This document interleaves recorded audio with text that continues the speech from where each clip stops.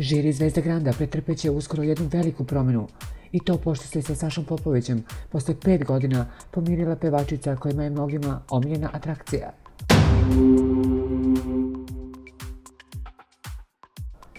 U pitanju je, verovali ili ne, Stojanka Novaković Stoja, koja će povratak u Grand obeležiti, kako saznaje Kurir, učešćem u žiriju popularne emisije. Stoja, koja se razišla sa Grandovcima 2012. godine, doći će na mesto nekog od aktualnih sudija u takmičenju. Ona se začutila kad je Saša Popović pitao da li pristaje da bude u žiriju Zvezda Granda. Nije očekivala takav poziv, ali joj se svidjela ideja da se oproba u toj ulozi. Problem je što ona ima dosta zakazanih nastupa i radnim danima, pa ne može da se uklopi sa snimanjima, koja traju do kasno uveče.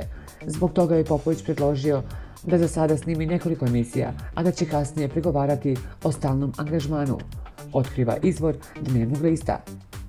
Kako se najavljuje, Stoja će najverovatnije tih nekoliko emisija snimiti umjesto Ace Lukasa, koji će zbog turneje po Americi odsustvovati sa snimanja.